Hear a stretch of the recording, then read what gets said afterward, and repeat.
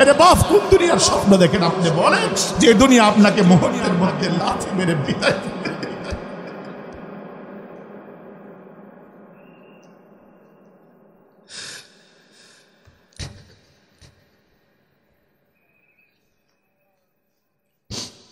কি নিয়ে স্বপ্ন দেখেন বলেন বাপ? কি নিয়ে দেখেন বলেন? দুনিয়া আপনাকে থাকতে দিবে না। আমার বাবার কথা যখন মনে হয় ওই মুহূর্তে আমার কলিজা চুরমার হয়ে যায়। হায়, কত চেষ্টা করলাম বাবাকে রাখবার জন্য। জীবনের শেষ লগ্নে এসে কিডনির রোগে আক্রান্ত হয়ে যায়। আমি তখন মাদ্রাসা পড়ুয়া, আমার কাছে তেমন টাকা পয়সা নাই। বাবার জন্য মানুষের কাছ থেকে 4 লক্ষ টাকা ঋণ করে প্রত্যেক সপ্তাহে 3 দিন ডায়ালিসিস দিয়ে 10 মাস পর্যন্ত বাবার চিকিৎসা চালালাম, কিন্তু বাবারে রাখতে পারি নাই। তখন থেকে আমার বোঝ হয়ে গেল, আসলে দুনিয়াতে কিছু থাকবার না, চলে যেতে হবে আল্লাহর কাছে।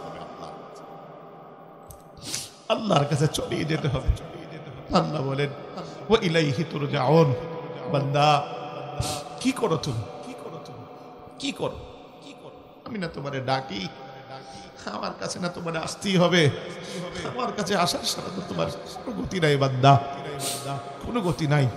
এজন্য কবি বড় সতর্ক করে বলেন, আরে আকিল না হো গাফিল, तुझे एक दिन इस दुनिया से जाना है, तुझे एक दिन एवो अपनी रब को दिखाना है, रब को दिखाना। দুনিয়ার আদালতে ক্ষমতার মাধ্যমে হাজিরা দেওয়া যায়, দুনিয়ার আদালতে টাকার মাধ্যমে হাজিরা দেওয়া যায়, কিন্তু আল্লাহর আদালতে নিজে হাজিরা দিতে হবে। জীবনের প্রত্যেকটা জিনিসের হিসাব কষিয়ে কষিয়ে দিতে হবে। এজন্য বলি বাপ, কি নিয়ে দাঁড়াবেন বলেন? এই নওজোয়ান আমার বন্ধু, কি নিয়ে দাঁড়াবা বলো? বলো ভাইয়া, কি নিয়ে দাঁড়াবা? আল্লাহর কাছে কি বলবা? কি জবাবটা দিবা?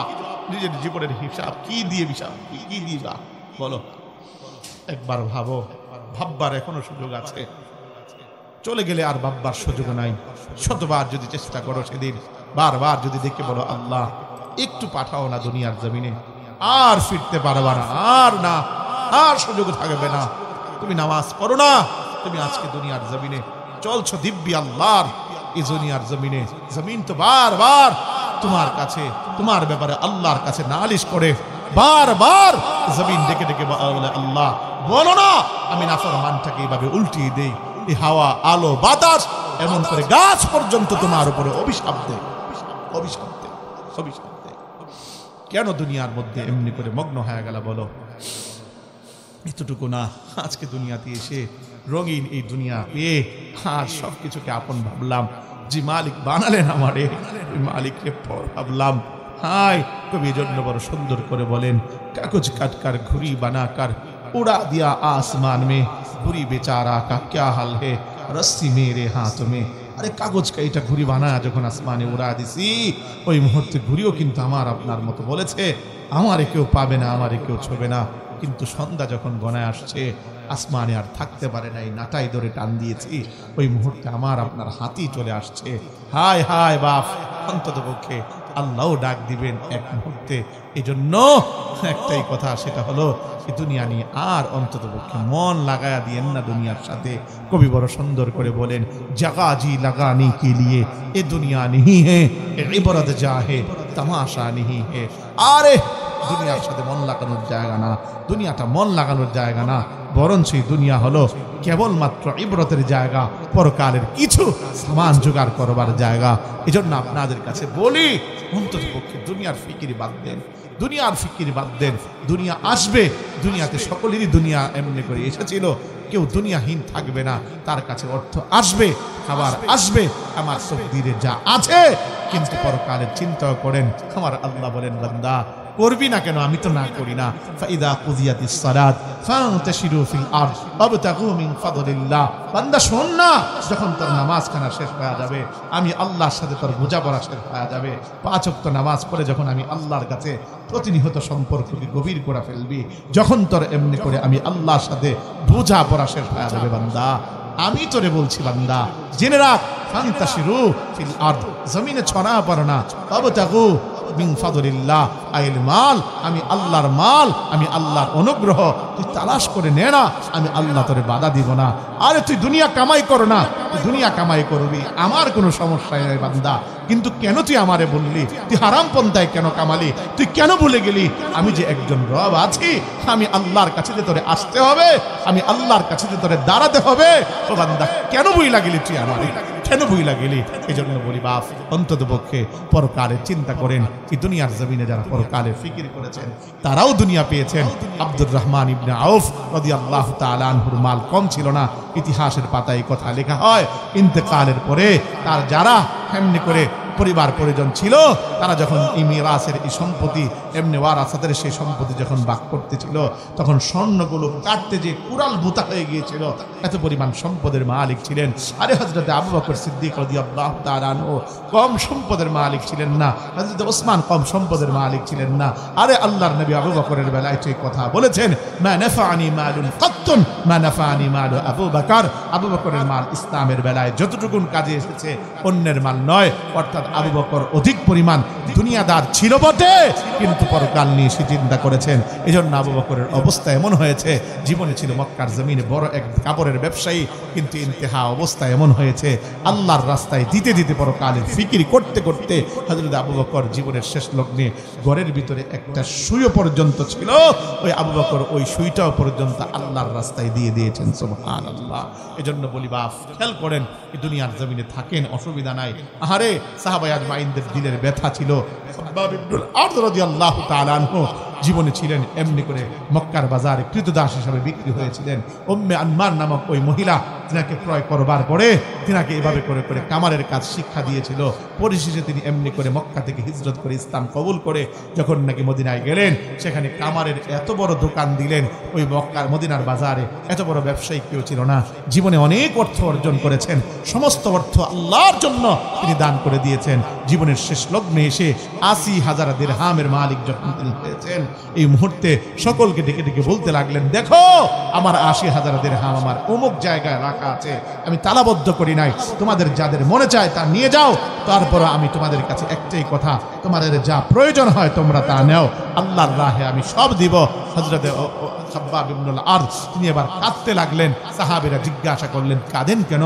বলে, শোনেন, কাঁদি তো এই জন্য, আমার মনের ভিতরে বড় ভয়, কারণ আমার সঙ্গী সাথী যারা ছিল সবাই তো ইন্তেকাল করে গিয়েছে, দুনিয়ার জমিনে তেমন কিছু পাই নাই, কিন্তু আমার খাব্বাবের ভয় হলো দুনিয়ার জমিনে আমার আল্লাহ আমারে এত সম্পদের মালিক বানিয়েছেন, না জানি পরকাল থেকে আমার পতন করে দিয়েছেন কিনা। অর্থাৎ দুনিয়ার জমিনে সম্পদ আমার আল্লাহ সব কিছু দিয়ে না জানি আমার শেষ করে দিয়েছেন কিনা পরকাল, এই ভয় তাদের অন্তরে ছিল। বাপ, এজন্য বলি, একটু চিন্তা করেন, দুনিয়ার কিচ্ছু আমার না, দুনিয়ার সব কিছু আমার আল্লাহর। এজন্য আল্লাহর দিকে আমারে যেতে হবে, আল্লাহর দিকে যেহেতু যেতে হবে, এজন্য আল্লাহর কাছে কিছু প্রেরণ করা দরকার। নামাজগুলো আমরা ঠিক করব, আমাদের অন্তত পক্ষে রোজাগুলো ঠিক করব, আমাদের ঘরের ভিতরে পর্দা ঢুকাবো, অন্তত পক্ষে পরকালের চিন্তায় নিজেদের দায়িত্বগুলো পালন করব। ৫ ওয়াক্ত নামাজ ছাড়বো না, রাজি আছে তারা ইনশাআল্লাহ। দুনিয়ার জমিনে বিদেশে যাওয়া কেউ এমনি করে বলতে পারবে না এটাই রিজিকের আমার একমাত্র অবলম্বন। আমি বলি রিজিকের মালিক আমার আল্লাহ। আমার আল্লাহ এই কথাটাই কোরআনে মাজিদের মধ্যে বলেন, ওয়ামা মিন দাব্বাতিন ফিল আরদ ইল্লা আলাল্লাহি রিজকুহা। तमाम পৃথিবীর সমস্ত মাখলুকাতের রিজিকের মালিক কেবলমাত্র আমি আল্লাহ। জোরে কোন সুবহানাল্লাহ। আমার রাসূল বলেন, আর রিজকু মাকসুম। দুনিয়ার আমার উম্মত জেনে রেখো, तमाम পৃথিবীর বুকে যে রিজিক তোমাদের প্রত্যেকের, এটা আল্লাহর পক্ষ থেকে বণ্টিত। অতএব এই দুনিয়ার জমিনে রিজিকের চিন্তা করা আপনার নয়। আমার আল্লাহ বলেন, বান্দা, রিজিকের চিন্তা তোমার করার দায়িত্ব না। যেই কাজের জন্য আমি আল্লাহ তোমাকে বানিয়েছি তুমি সেই কাজ করো, অটোমেটিক রিজিক তোমার কাছে চলে যাবে। জোরে কোন সুবহানাল্লাহ। আবার আল্লাহ বলেন, ওয়া খালাকতুল জিন্না ওয়াল ইনসা ইল্লা লিয়াবুদুন। জিন এবং মানব জাতিকে আমি আল্লাহ সৃষ্টি করেছি কেবলমাত্র আমার দাসত্ব আর গোলামির জন্য। বান্দা, দাসত্ব করবা আমি আল্লাহর, তুমি জেনে রেখো রিজিক চলে যাবে তোমার। জোরে কন্যা সুবহানাল্লাহ। মুসলমান বন্ধুরা, আমার রিজিকের পেরেশানি আমার আপনার নয়, রিজিকের পেরেশানি আমার আল্লাহ।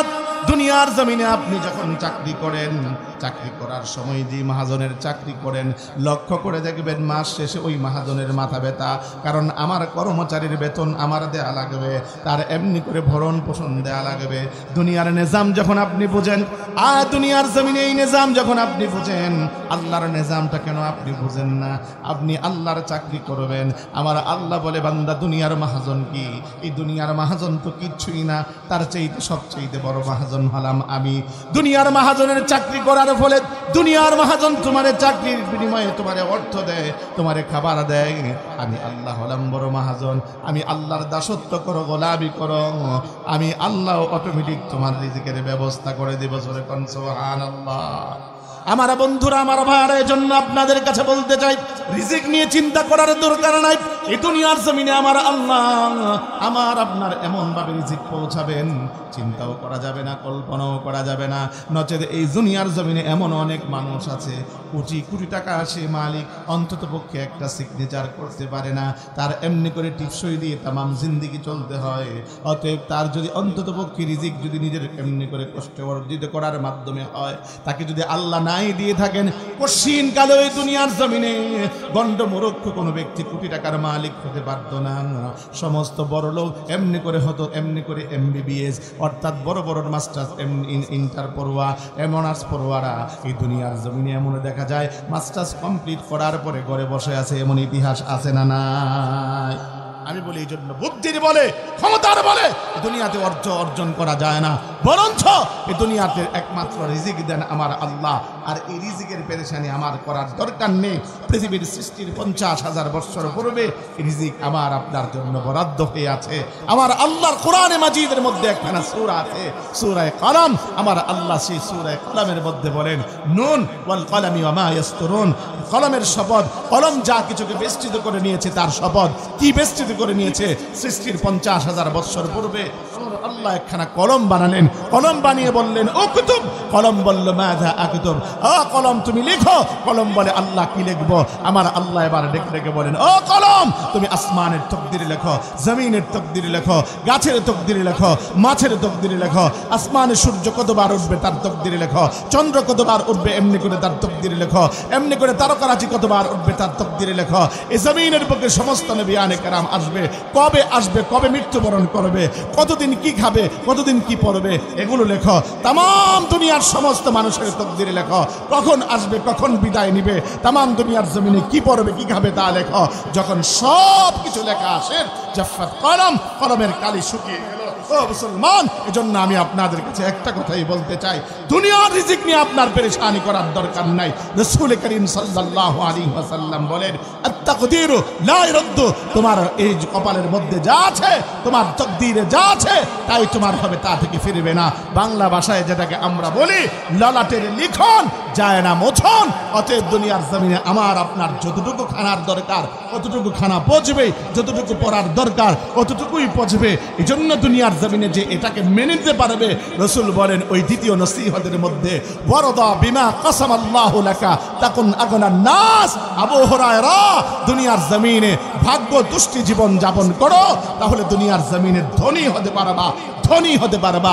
ও মুসলমান, আজ আমার আপনার হালত হলো সামান্য কিছু যদি আমি আপনি অন্তত পক্ষে আমার কাছে কম পৌঁছায়, অর্থাৎ আমার আপনার যদি একটু গরিবী হালত থাকে, তখন আমি আল্লাহকে গালি দিতে দেয়া করি না। এই দুনিয়ার জমিনে আমার থেকে কেউ যদি বড় হয়ে যায়, তাহলে অন্তত পক্ষে তার দিকে তাকিয়ে আমি আপনি অন্তত পক্ষে আল্লাহকে গালি দিতে দেয়া করি না। খোদার কসম একটা কথাই বলি, তার তাকদির লিখেছেন আল্লাহ, আমার তাকদির লিখেছেন আল্লাহ।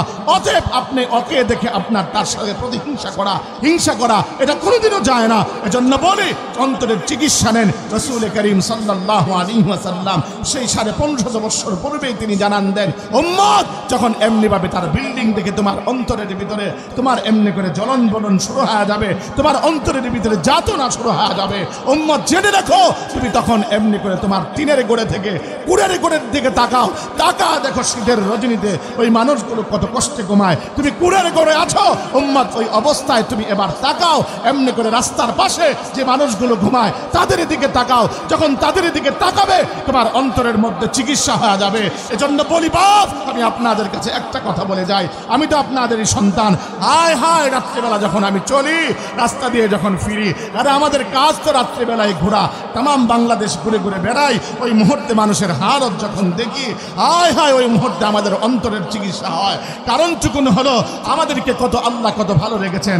যখন এমনি করে রাত্রিবেলা আসবার পরে ঢাকার মোড়ে মোড়ে দেখতে পাই রাস্তার ভিতরে ফুটপাতে এভাবে করে করে মানুষগুলো কাঁথা নাই, কম্বল নাই, এমনি করে সাধারণত হাতের উপরে শায়িত, রাস্তার এমনি করে ডিভাইডারের ভিতরে। হায় হায়, তখন মনে হয় আয় আল্লাহ আমারে কত ভালো রাখছো। আরে এতটুকু না, রিস্কাওয়ালা আমি তামাম দিন রিস্কা চালায়, যে মুহূর্তে আরামের প্রয়োজন ওই মুহূর্তের মধ্যে সিটের এমনি করে তার গদিটাকে সামনের দিকে এনে কোমরটাকে কোনো মতে বাঁকা করে যখন নাকি রিস্কার ভিতরে ঘুমায়, তার ঘোরার এমনি করে কোনো ঘরের জায়গা নাই, ওই মুহূর্তে যখন ঘুমায় তখন দিলের ভিতরে প্রশান্তি আনি, আল্লাহ কত ভালো রাখছো, কত আমারে ভালো খাওয়াচ্ছ, কত ভালো ভালোচ্ছ। এজন্য বলি অন্তত পক্ষে দুনিয়ার জমিনে রিজিক নিয়ে পেরেশান হয়েন না, রিজিক নিয়ে চিন্তিত হয়েন না। কারণ রিজিক আমার আল্লাহ কতটুকু খাওয়াবেন, কতটুকু পড়াবেন, এটা সৃষ্টির 50,000 বছর পূর্বে আবার আপনার হয়েছে। অতএব অন্য কাউকে দিয়ে এমনি করে দেখে নিজের ভিতরে হিংসা ঢুকিয়ে নিজে জলে পড়ে সরকার হবেন না। ও দোস্ত, আমার বন্ধু, আমার ভাই, এজন্য আপনাদের কাছে বলতে চাই, এই দুনিয়ার জমিনে কেবলমাত্র হালাল রিজিকের চেষ্টা করেন, দুনিয়ার জমিনে হারামের দিকে দৌড়ায়েন না। হালাল রিজিক আল্লাহকে ভয় করে এইভাবে করে করে হারাম থেকে দূরে থাকেন। বান্দা যখন চেষ্টা করবে আমি হালালের উপরে চলবো, খুদার কসম আমার আল্লাহ তার ব্যবস্থা করে দিবেন। জোরে কোন সুবহানাল্লাহ। আমার বন্ধুরা, আমার ভাইয়ারা, অনেকে আমাদের কাছে বলে হুজুর যদি সুদে টাকা না লাগাই তাহলে তো আমাদের চলতে বড় কষ্ট হবে, যদি ব্যাংকে চাকরিটা না করি আমাদের বড় চলতে কষ্ট হবে, যদি এভাবে করে করে আমরা যদি হারাম পন্থায় আজ বিজনেস না করি চলতে বড় কষ্ট হবে। আমি বলি আল্লাহর জন্য একটু মেনে নেন। আমি আপনার কাছে বলি অন্তত পক্ষে এই দুনিয়ার জমিনে কোনো বান্দা যদি চেষ্টা করে আমি হারাম বাদ দিয়ে হালালের উপরে চলবো, অবশ্যই আমার আল্লাহ তার জন্য সেই দ্বারকে, সেই রাস্তাকে উন্মুক্ত করে দিবেন। আল্লাহর ঘোষণা, আমার আল্লাহ বলেন ওয়াল্লাযীনা ফীনা লানাহদিয়ান্নাহুম সুবুলানা। আরে বান্দা চেষ্টা কর না, বান্দা চেষ্টা কর, আমি আল্লাহ তোর ওই দ্বার, ওই রাস্তা আমি তোর উন্মুক্ত করে দেব।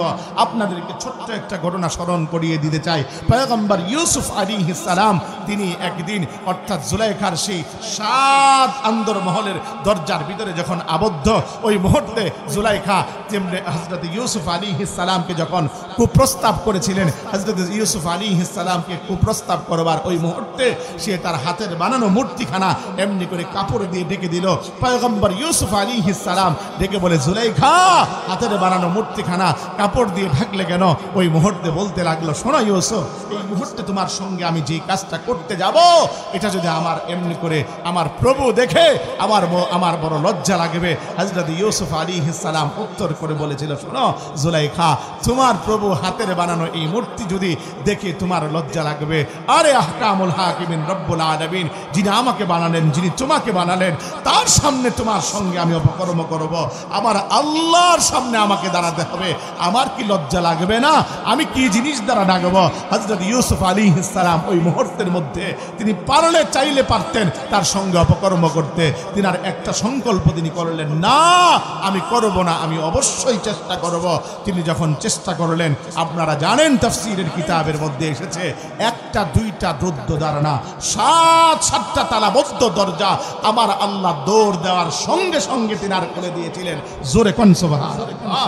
আমার বন্ধুরা, আমার ভাইয়েরা, এই দুনিয়ার জমিনে হারাম থেকে বাঁচার যদি চেষ্টা করেন, তো আপনি যদি সুদ থেকে বাঁচার চেষ্টা করেন, ঘুষ থেকে আল্লাহর দিকে তাকিয়ে বাঁচার যদি চেষ্টা করেন, এই জমিনে যদি আপনি অন্ততপক্ষে হারাম ব্যবসা থেকে বেঁচে হালাল ব্যবসার সন্ধান করেন, আমার আল্লাহ বলেন, বান্দা ইউসুফকে আমি যেমনি গুনাহ থেকে বাঁচিয়েছি, আমি হারাম থেকে বাঁচিয়ে তাকে হালালের পথে এনেছি, আমিও তোর হারাম থেকে বাঁচিয়ে আমি তোর হালালের পথে আনবো। কেবলমাত্র তোর অন্তরে আমি আল্লাহর ভয়খানা দুটা। বান্দা জেনে রাখ, রিজিকের মালিক আমি আল্লাহ। ওয়ামান ইয়াত্তাকিল্লাহ ইয়াজআল লাহু মাখরাজা ওয়া ইয়ারযুকহু মিন হাইসু লা ইয়াহতাসিব। ও মুমিন ইমানদার, এই কথাও আমার আল্লাহ বলেন যে আমি আল্লাহকে ভয় করে তার জন্য আমি আল্লাহ সেই দ্বারকে উন্মুক্ত করি। দ্বিতীয় নাম্বার, তোমার যে চাহাদা বান্দা, সেটা হলো তোমার রিজিক আমি আল্লাহ তোমারে জানান দিলাম। ওয়া ইয়ারযুকহু মিন হাইসু লা ইয়াহতাসিব, আমি আল্লাহ অগণিত অসংখ্য রিজিক দ্বারা আমি তোমারে ভরপুর করে দিব। জোরে কোন সুবহানাল্লাহ। এজন্য রিজিকের চিন্তা করবেন। কথা বলেন না কেন? হারাম খাবেন, সুদ খাবেন, কারা কারা খাবেন হাত ওঠান দেখি। সুবহানাল্লাহ। যাক, আল্লাহ বাঁচাইছে। আমার মসজিদে একদিন আমি বলতেছিলাম, শুনেন আপনারা জাহান্নামে যাইতে রাজি আছেন কারা? আরে দুইজন মুরব্বী তো এমনি হাত উঠাইছিল। আমি ডাক দিলাম, মুরব্বী বুঝছেন নাকি? তা ওই মুহূর্তের মধ্যে মুরব্বী এবার ডাক দেয়, হুজুর কি কইছেন? আমি বললাম, আমি কি কইছি আপনি শুনেন নাই? আমি বলছি জাহান্নামে যাইতে রাজি আছেন কারা? আপনি যে হাত উঠাইলেন তখন হুজুর ডাক দেয়া, হুজুর আপনি আমাদের তো যা কিছু কন সবই তো সত্য কন, সবই তো ভালো কথা কন, তো হুজুর হাতটা উঠাইছি কেবলমাত্র আবেগে। কিসে কিসে? আমার কথা কি আবেগে শুনবেন না বিবেকে শুনবেন? বিবেকে শুনতে রাজি আছেন কারা? আবার হাত উঠান তো কিছু ইনশাআল্লাহ। নারে তাকবীর, আরো জোরে নারে তাকবীর। বাবারা অনেকে সুবহানাল্লাহ বলতে চান না। ছোট্ট একটা ফজিলত শোনা, সামনের দিকে বাড়ি। আপনারা জানেন এখন বর্তমানে আমাদের এই সুবহানাল্লাহ বলার দ্বারা ফায়দা কি হয় জানেন? সুবহানাল্লাহ বলছেন আমার আল্লাহ তুষ্ট হচ্ছেন, সুবহানাল্লাহ বলছেন গুনাহ আপনার মাফ হচ্ছে, সুবহানাল্লাহ বলছেন মিজানের পাল্লা বাড়ি হচ্ছে, সুবহানাল্লাহ বলছেন আপনার জন্য জান্নাতের ভিতরে গাছ রোপণ হচ্ছে। একবার কোন সুবহানাল্লাহ। আমার বন্ধুরা, আমার ভাইয়েরা, আমি যেই কথাটা আপনাদের কাছে বলি, আমার আল্লাহ বলেন ইয়া আইয়ুহাল্লাযীনা আমানুত্তাকুল্লাহ, হে ঈমানদাররা আমি আল্লাহকে ভয় করো। মানে ভয় করো মানে দুনিয়ার জমিনে সমস্ত অন্যায় অপরাধ যত হারাম এমনি করে সব কিছু থেকে এমনি করে বেঁচে আমি আল্লাহকে ভয় করে এগুলো এমনি করে ছেড়ে দাও। ও মুসলমান, আমার আল্লাহ বলেন ওয়াল তানজুরু নাফসুম মা কদ্দামাত লিগাদিন ওয়াত্তাকুল্লাহ। বান্দা দুনিয়াতে চিরকাল থাকবা না, একটা তোমার সফর আছে, পরকালের সেই সফর। ওই সফরের ভিতরে আসবার আগে তুমি সব কিছু বুঝিয়ে আমি আল্লাহর কাছে এসো, আমি আল্লাহর কাছে তুমি কিছু প্রেরণ করো, অর্থাৎ পরকালে তুমি আসবা, পরকালের জন্য কিছু প্রেরণ হলো। রিক্ত হস্তে বান্দা তুমি এসো না, কারণ রিক্ত হস্তে যদি আসো আমি আল্লাহর সামনে দাঁড়াতে পারবে না। আর যদি তুমি পরকালের জন্য কিছু প্রেরণ করে আসো আমি আল্লাহর সামনে দণ্ডায়মান হবে, দুনিয়ার হিসাব তুমি দিতে পারবে। এজন্য আমার আল্লাহ বলেন ওয়াল তানজুরু নাফসুম মা কদ্দামাত লিগাদিন ওয়াত্তাকুল্লাহ, পরকালের জন্য কিছু প্রেরণ করো। হায় আমার আপনার পরকাল কোথায়? পরকাল তো আমার আপনার নাই। এই মানুষগুলোর দিকে তাকালে একবারও মনে হয় না এই মানুষগুলো কবরে যাবে। এই মানুষগুলোর দিকে আমার আপনার দিকে তাকালে একবারও মনে হয় না এই মানুষগুলো অন্তত পক্ষে মিজানের পাল্লায় এমনি করে তাদের ওজন নেক বদি ওজন করা হবে। এই মানুষগুলোর দিকে তাকালে একবারও মনে হয় না এই মানুষগুলো আল্লাহর কাছে তার ডান হাতে আমল নামা বাম হাতে আমল নামা আমার আল্লাহ দিবে। এই মানুষগুলোর দিকে তাকালে একবারও আমার আপনার দিকে তাকালে মনে হয় না আমার আপনার পরকাল আছে। আল্লাহর সামনে আমার আপনার প্রত্যেকটা আমার আপনার জীবনের প্রতিটা মুহূর্তের প্রতিটা অর্থের হিসাব দিতে হবে। হায় আমার বন্ধু, কেন আমরা এমন হলাম? কেন এমনি করে ভুলে গেলাম? এই দুনিয়ার মোহে আমরা কেন পড়ে রইলাম? হায় হায়, আসলে এই দুনিয়ার দিকে আপনি তাকা দেখেন, বাস্তবিক অর্থে এই দুনিয়া আসলেই কিচ্ছু না। আমার আল্লাহ তিনি ডেকে ডেকে বলেন ওয়ামাল হায়াতুদ দুনিয়া ইল্লা লাহু ইল্লা মাতাউল গুরুর। বান্দা, যে দুনিয়া নিয়ে তুমি স্বপ্ন দেখো, জেনে রেখো বান্দা ওই দুনিয়া কিচ্ছু না। আমি আল্লাহর কাছে বাস্তবিক করতে সেটা হলো ধোঁকা। আসলেই তাকা দেখেন না, সব কিছুই তো ধোঁকা। দুনিয়ার বাড়ি ধোঁকা, দুনিয়ার নারী ধোঁকা, দুনিয়ার সব কিছু ধোঁকা, সব কিছু মিছে। আসলে আপনি একবার তাকা দেখেন বাপ, অন্তত পক্ষে খেয়াল করে দেখেন, যারা এই দুনিয়ার জমিনে ছিল, আপনার দাদা ছিল এই দুনিয়ার জমিনে, দুনিয়ার জমিনে নাই। বাবা ছিল এই দুনিয়ার জমিনে, দুনিয়ার জমিনে নাই। আপনার বড় ভাইটা ছিল দুনিয়ার জমিনে, দুনিয়ার জমিনে নাই। দুনিয়ার জমিনে আপনার নানা ছিল, দুনিয়ার জমিনে নাই। দুনিয়ার জমিনে আপনার নানি ছিল, দুনিয়ার জমিনে নাই। দুনিয়ার জমিনে অন্তত পক্ষে দাদি ছিল, দুনিয়ার জমিনে নাই। কোথায় গেল? কোন জায়গায় গেল? একবারও তো একবার ভেবে দেখলাম না। আয় 3.5 হাত মাটির নিচেই তো দাফন করে আসলাম। দুনিয়া এত প্রযুক্তিগত দিক থেকে এত উন্নতি হলো, এই দুনিয়ার জমিনে আমেরিকায় বসে বসে এমনি করে লাইভে কথা বলা যায়। ওই মুহূর্তের মধ্যে বিন্দু পরিমাণ নেটওয়ার্ক থাকলে বিন্দু পরিমাণ সমস্যা হয় না। মানুষটা যেমন আমার চোখের সামনে এমনভাবে কথা বলা যায়, কিন্তু 3.5 হাত মাটির নিচে যে আমার বাবারে রাইখা আসলাম, কতদিন যায় উপর থেকে ডাক দিলাম বাবা, একবারের জন্য পাষণ্ড বাবা জবাব দিল না। এর বাপ কেন এই দুনিয়া নিয়ে স্বপ্ন দেখেন আমার একবার বলেন, এই দুনিয়াটা কি জানেন? আমার আল্লাহ ডেকে ডেকে বলেন ওমা হাদিহিল হায়াতুদ দুনিয়া ইল্লা লাহবু ওয়া লাইব। এর বান্দা দুনিয়া নিয়ে স্বপ্ন দেখো তাই না, জেনে রেখো বান্দা এই দুনিয়াটা কেবলমাত্র আমি আল্লাহর কাছে খেলার ছল্ল, খেলার ছল্ল। আরে দোস্ত একবার তো বুঝবার চেষ্টা করেন কেমন খেলার ছল্ল। ছোট্টকালে বিল থেকে মাটি আই না, আমি আপনি যখন নাকি ওই শক্ত মাটি দিয়ে আমি আপনি এমনি করে চুলা বানিয়েছি, এমনি করে আমি আপনি যখন নাকি ঘর বানিয়েছি, ওই চুলার ভিতরে আমি আপনি এমনি করে বালি দিয়ে ভাত বানিয়েছি, পাতা দিয়ে তরকারি বানিয়ে যখন সানাবাদি আর জোনাবাদি খুলতে থাকতাম, সন্ধ্যা যখন গণায় আসতো ওই মুহূর্তে বাবা ডাক দিত আব্দুল্লাহ গড়ে আয়, আব্দুর রহমান গড়ে আয়। ওই মুহূর্তে সব কিছু ভেঙে চুরমার করে মা বাবার ডাকে সারা দিতাম। হায় হায়, তেমনি ভাবে আমার আল্লাহ বলেন বান্দা অল্প হায়াতে তোরে না পাঠাইছি দুনিয়ার জমিনে, কেন আমারে বইলা গেলি বান্দা, আমারে কেমনে তুই বইলা গেলি বান্দা? এই অল্প হায়াত দিয়ে আমি আল্লাহ তোরে পাঠাইছি, মুসাফিরের এই জিন্দিগি আমি আল্লাহ তোরে দান করেছি। আরে দোস্ত আকলমান মুসাফির তো বেশি সামানও নেয় না, বরঞ্চ সামান্য সামান নিয়ে চলে। আমার মা এভাবে করে করে আমার আল্লাহ বুঝান বান্দা আমি তোরে ডাক দিব বান্দা, এক সময় ওই সময় থাকতে পারবি না, তামাম দুনিয়ার জমিনে তোরে মুসাফির হিসাবে পাঠাইলাম। কবি বড় সুন্দর করে বলেন এহি হাম সব মুসাফির হে উহি আখির ঠিকানা, তুই আগে রওয়ানা হয় তুই পিছে রওয়ানা। আর এই দুনিয়ার জমিনে আমি আপনি মুসাফির। আর এই দুনিয়ার জমিনে আসার বেলায় তো সিরিয়াল আছে, কিন্তু যাবার বেলায় কোনো সিরিয়াল নাই। এরে বাপ, এই দুনিয়ার জমিনে আসার বেলায় আগে তো আসে দাদা, তারপরে আসে বাবা, তারপরে আসে বড় ভাই, তারপরে আসে ছোট ভাই, কিন্তু যাবার বেলায় অনেক ঘটনা এমন গইটা যায়, বাবার আগে সন্তান চইলা যায়, সন্তানের দিকে তাকা তাকায় বাবা কাঁদতে কাঁদতে বেহুশ হয়ে যায়। আরে গত সপ্তাহে যখন এই ভিডিও ফুটেজটা আমি দেখলাম, আরে আমার অন্তরকে আমি মানায় রাখতে পারলাম না।